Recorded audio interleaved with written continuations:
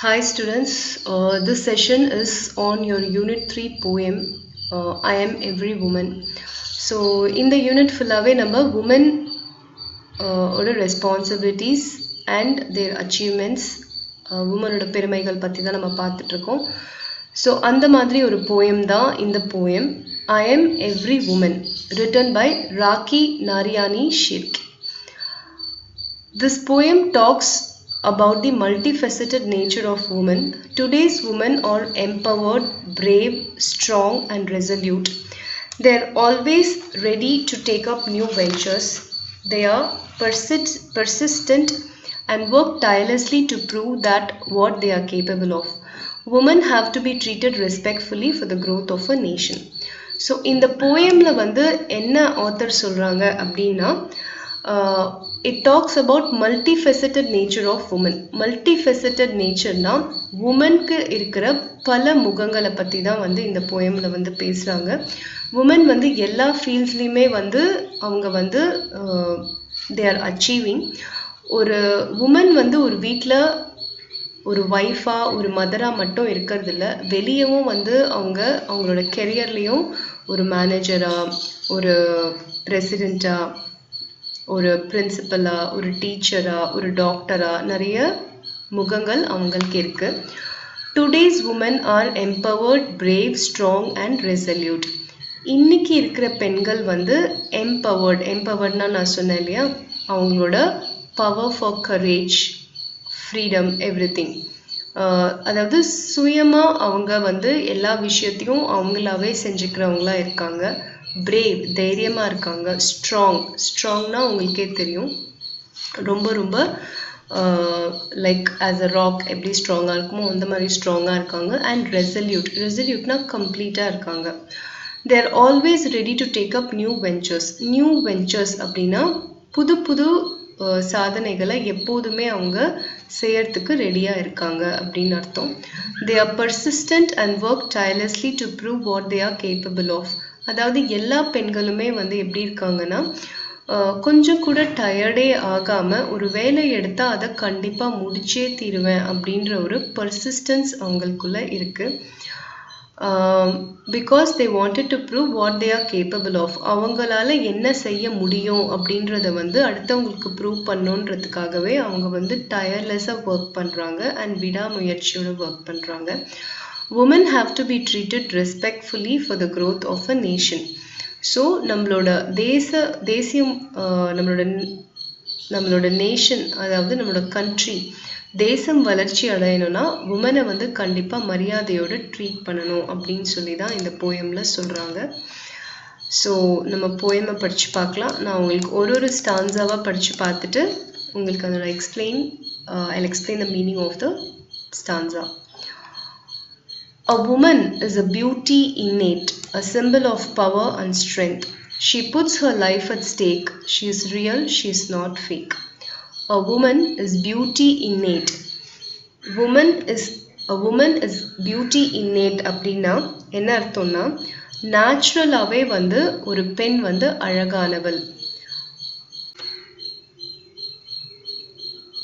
அதாவது a symbol of power and strength அப்படின்னா, ஒரு பவர்னா சக்தி, ஸ்ட்ரென்த்னா strong enough to face anything, அதுதான் வந்து strength. So power and strength, அதாவது பவர்னா சக்தி, ஸ்ட்ரென்த்னா வலிமை. ஸோ இது ரெண்டுத்துக்கூட ஒரு சிம்பிள் தான் வந்து இதை பிரதிபலிக்கிற ஒரு சிம்பிளாக உமன் இருக்காங்க. She puts her life at stake, she is real, she is not fake. தன்னோட உயிரை வந்து பணயமாக வச்சு அவங்க எல்லா விஷயத்தையும் அவங்க செய்கிறாங்க. இந்த இடத்துல லைஃப்ன்றது உயிர் கிடையாது, வாழ்க்கை. தன்னோட வாழ்க்கையை வந்து அவங்க அடுத்தவங்களுக்காக அர்ப்பணிச்சு அவங்க எல்லாமே செய்துட்டு இருக்காங்க. அவங்க ஷீ இஸ் ரியல், உண்மையானவங்க. ஃபேக்னா போலியானவங்க கிடையாது அப்படின்றாங்க. ஸோ இந்த ஸ்டான்ஸால என்ன சொல்கிறாங்க, உமன் வந்து நேச்சுரலாகவே வந்து அழகானவங்க.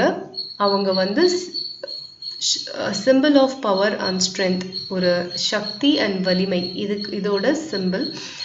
அவங்களோட வாழ்க்கையை அவங்க பயணமாக வச்சு அவங்க எல்லாமே செய்கிறாங்க. And she is real. அவங்க உண்மையானவங்க, போலியானவங்க கிடையாது. Second stanza, the summer of life she is ready to see in spring. She says, spring will come again, my dear. Let me care for the ones who are near. She is the woman, she has no fear. So இதில் என்ன சொல்கிறாங்கன்னா, the summer of life she is ready to see in spring. அதாவது spring சீசனுக்கு அப்புறமா தான் summer வரும். So பின்னாடி என்ன வருது அப்படின்றத அவங்க முன்னாடியே வந்து கணிச்சு எதிர்நோக்கி பார்ப்பாங்க. she says spring will come again, my dear. So spring வந்து கண்டிப்பாக திரும்பி வரும் my dear அப்படின்னு சொல்கிறாங்க. let me care for the ones who are near. என் பக்கத்தில் இருக்கிறவங்க யாரோ அவங்களுக்கு நான் ஃபஸ்ட்டு கேர் பண்ணுறேன். she is the woman, she has no fear. இப்படி நினைக்கிறவங்க தான் வந்து ஒரு பெண், அவங்களுக்கு வந்து பயமே கிடையாது அப்படின்றாங்க. the summer of life she is ready to see in spring. She says spring will come again, my dear. Let me care for the ones who are near. She is the woman, she has no fear. Strong is she in her faith and beliefs. Persistence is the key to everything, says she. Despite the sighs and groans and moans, she is strong in her faith, firm in her belief. So இந்த ஸ்டான்ஸால் என்ன சொல்கிறாங்கன்னா, strong is she in her faith and beliefs. அவங்களோட நம்பிக்கைகளில் வந்து அவங்க வந்து ரொம்ப ரொம்ப உறுதியாக இருக்காங்க. ஸ்ட்ராங்னா உறுதியாக இருக்காங்க. Persistence is the key to everything. பர்சிஸ்டன்ஸ்னால் விடாமல் ஒரு விஷயத்தை திரும்ப திரும்ப முயற்சி செய்துட்ருக்கிறது தான் வந்து ஒரு எல்லா விஷயத்துக்கானுமே ஒரு கீ அப்படின்னு உமன் சொல்கிறாங்க. Despite the sighs and groans and moans. டிஸ்பைட் த சைஸ்னா வந்து வருத்தங்கள், க்ரோன்ஸ் அண்ட் மூன்ஸ்னா வருத்தப்பட்டு புலம்புற அந்த புலம்பல்கள். இதெல்லாமும் தாண்டி உமன் வந்து அவங்களோட நம்பிக்கையில் வந்து ரொம்ப ரொம்ப உறுதியாகவும் ஸ்ட்ராங்காகவும் இருக்காங்க. she is a lioness, don't mess with her. she'll not spare you if you are a prankster.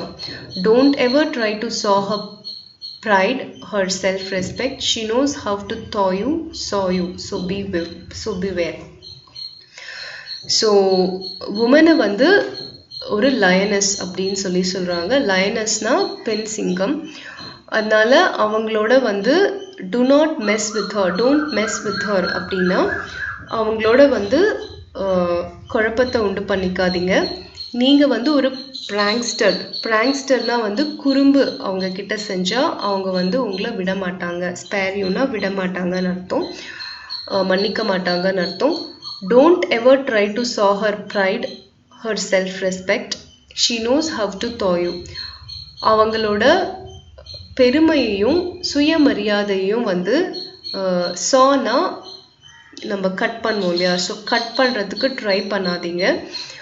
அவங்க வந்து உங்களை வந்து தாயு அப்படின்னா எப்படி நம்ம வறுத்தெடுக்கிறோம் அதுதான் வந்து தாயு. அந்த மாதிரி உங்களை வந்து வறுத்தும் எடுப்பாங்க, சாயுனா வெட்டியும் எடுப்பாங்க. So beware. ஸோ பிவேர் அப்படின்னா கேர்ஃபுல்லாக இருங்க அப்படின்னு சொல்கிறாங்க. she is today's woman dear. love her, respect her, keep her near. So இவங்க இந்த கால பெண்கள் அவங்கள வந்து அன்பு செலுத்துங்க, மரியாதை கொடுங்க, அவங்கள குடுவை வச்சு பார்த்துக்கோங்க. இதுதான் இந்த போயம். இதை எழுதியிருக்கவங்க Rakhi Narayani Shirke. Rakhi Narayani Shirke is an academician with a passion for writing poems as a medium of self-expression. She is a postgraduate with a bachelor's degree in education. So author யாருன்னா அவங்க வந்து ஒரு அகடமீஷியன்னா வந்து எஜுகேஷன் சம்மந்தப்பட்ட ஃபீல்டில் இருக்கவங்கள தான் அகடமீஷியன் சொல்லுவோம். அவங்களுக்கு வந்து போயம் எழுதுறதுல வந்து ரொம்ப பேஷன்னா என்னென்னா இன்ட்ரெஸ்ட் ரொம்ப ஜாஸ்தி. ஸோ அவங்களையே அவங்க எக்ஸ்ப்ரெஸ் பண்ணி ஒரு போயம்ஸை எழுதுவாங்க. அண்ட் அவங்க வந்து ஒரு post graduate plus bachelors degree in எஜுகேஷனும் இருக்குது. One more time I'm reading this poem. Please listen. A woman is beauty innate, a symbol of power and strength. She puts her life at stake. She is real. She is not fake. The summer of life she is ready to see in spring. She says, Spring will come again, my dear. Let me care for the ones who are near. She is the woman, she has no fear. Strong is she in her faith and beliefs. Persistence is the key to everything, says she. Despite the sighs and groans and moans, she is strong in her faith, firm in her belief. She is a lioness, don't mess with her. She'll not spare you if you're a prankster. Don't ever try to saw her pride, her self-respect. She knows how to saw you, so beware. She is today's woman, dear. Love her, respect her, keep her near. Raki Niryani Shivke. So this is a very easy poem and it's a memoriter poem. So இதை வந்து நீங்கள் memorise பண்ணி எனக்கு எழுதி அனுப்பணும். ரொம்ப easy தான், பெண்களை பற்றி சொல்கிற ஒரு போயம். ஸோ படித்து பார்த்துட்டு மெமரைஸ் பண்ணிவிட்டு எனக்கு எழுதி அனுப்பணும்.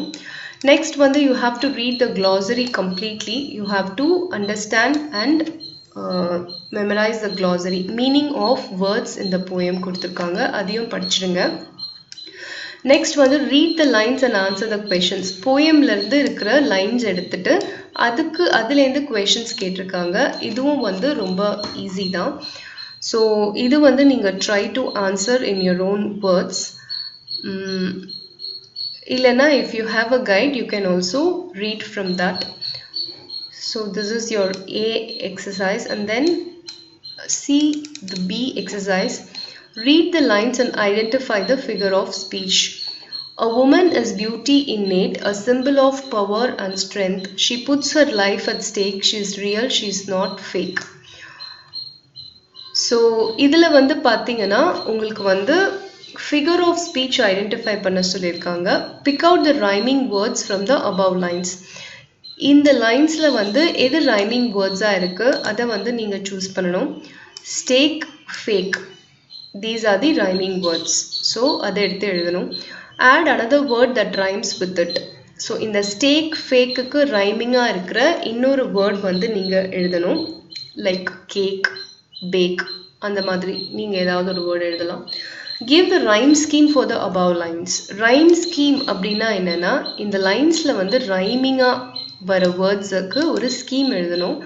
நீங்கள் ஐ திங்க் போன கிளாஸில் படிச்சிருப்பீங்கன்னு நினைக்கிறேன், 9th. ஸோ இந்த இடத்துல வந்து பார்த்தீங்கன்னா வெறும் ஸ்டேக் அண்ட் ஃபேக் தான் வந்து ரைமிங்காக இருக்குது. ஸோ இதை வந்து ஏ, இந்த வேர்டை பின்னு வச்சுக்கிட்டிங்கன்னா இந்த வேர்ட் சினா இதுவும் C. So A B C C is your rhyme scheme. Give. ஸோ இது முடிச்சிட்டோம். Next, she is a lioness, don't mess with her. She'll not spare you if you are a prankster. Pick out the line that has a metaphor in it. மெட்டஃபோர்னா நீங்கள் படிச்சிருப்பீங்க. Metaphor அப்படின்றது வந்து உருவகம். அதாவது ஒரு விஷயத்தை கம்பேர் பண்ண முடியாத ஒரு விஷயத்தோட கம்பேர் பண்ணி போயமில் எழுதுறது தான் வந்து மெட்டஃபோர். ஃபார் எக்ஸாம்பிள் இங்கே வந்து she is a lioness, don't mess with her அப்படின்றாங்க. அதாவது உமனை வந்து பெண் சிங்கமாக உருவகப்படுத்தி இங்கே சொல்கிறாங்க. ஆக்சுவலாக woman வேறு ஸ்பீஷஸ், lion வேறு ஸ்பீஷஸ். பட் இங்கே வந்து உமனை வந்து லயனஸோட கம்பீரத்துக்கு உருவகப்படுத்தி இங்கே சொல்லியிருக்காங்க. அதுதான் இதனோட answer. First line, she is a lioness, don't mess with her. அதுதான் இந்த ஏவோட answer. Give your examples of metaphor to describe the qualities of a woman. So உமனுக்கு வேறு என்னென்னலாம் குவாலிட்டி இருக்கும்? அவங்க வந்து ரொம்ப கம்பீரமானவங்க, அதை தான் வந்து லைனஸோட மெட்டஃபர் பண்ணி சொல்லியிருக்காங்க. வேறு இருக்கிற உமனோட குவாலிட்டிஸை மெட்டஃபர் பண்ணி நம்ம எழுதணும். For example, she is as delicate as a silk. So delicate as a silk, அதாவது she is as delicate. as use பண்ணால் அது வந்து சிமில் அப்படின்றது ஓமையாகும். மெட்டஃபோர் அப்படிங்கிறது வந்து அன்கம்பேரபிள் திங்ஸோட கம்பேர் பண்ணி சொல்கிறது தான் வந்து metaphor. So woman is very delicate as a silk அப்படின்ற மாதிரி நீங்கள் சொல்லலாம். ஸோ பட்டு போன்று ரொம்ப அவங்க வந்து டெலிகேட்டாக இருக்காங்க அப்படின்றது. இந்த மாதிரி ஜஸ்ட் திங்க் ஆஃப் வேறு என்னென்ன உமனுக்கு குவாலிட்டிஸ் இருக்குது அப்படின்றது. அதை வந்து வேற ஒரு அன்கம்பேரபிள் திங்கோட மெட்டஃபர் பண்ணி எழுதணும். She is strong in her faith, firm in her belief. Pick out the alliterated words from the above. Alliterated words na enna consonants வந்து repeat ஆயிருக்கிறது தான் வந்து alliteration. அதாவது she strong, இந்த s-உம் s-உம் repeat ஆயிருக்கு ஒரே லைன்ல. ஸோ இது alliterated words. அதே மாதிரி faith firm, f repeat ஆயிருக்கு, இது alliterated words. ஸோ இதை தான் இங்கே எடுத்து எழுதணும். alliteration அப்படின்றது என்னன்னா ஒரே லைன்ல சேம் லெட்டர்ல இருக்கிற கான்சனன்ட்ல இருக்கிற வேர்ட்ஸ் ரிப்பீட் ஆகி வர்றது alliteration. So pick out other alliterated words from the poem. So நீங்க poem-ஐ பார்த்துட்டு வேற alliterated words எந்த லைன்ல இருக்குன்னு பார்த்துட்டு அதையும் நீங்க எடுத்து எழுதலாம். நெக்ஸ்ட் வந்து C பாருங்க. இந்த summary வந்து you have to fill up using these words given in the box. This is quite easy. This you can do it by yourself. So போயமில் உங்களோட இன்னைக்கு அசைன்மெண்ட் என்னென்னா போயமை மெமரைஸ் பண்ணி எழுதி அனுப்பணும். நம்பர் 1. glossary ஃபுல்லாக படிச்சுட்டு எழுதி அனுப்பணும். நம்பர் 2. நம்பர் 3. இந்த பி எக்ஸசைஸ் நான் ஆல்ரெடி உங்களுக்கு ஆன்சர் சொல்லிட்டேன், இதை ஃபினிஷ் பண்ணி அனுப்பணும். நம்பர் 3. நம்பர் 4. இந்த C exercise you will have to finish and send it to me. So this is your today's assignment in poem. So any doubts you can call me anytime. And இந்த எக்ஸசைசஸை இன்னைக்கு கண்டிப்பாக முடிக்கணும். இன்றைக்கே முடிக்க try பண்ணுங்கள். நாளைக்கு வரைக்கும் டைம் கொடுத்தா யாருமே முடிக்க மாட்டேங்கிறீங்க. ஸோ ஒன்ஸ் நீங்கள் முடித்து அனுப்புனா தான் உங்களுக்கு அட்டெண்டன்ஸ் மார்க் பண்ணுவேன். Okay, thank you.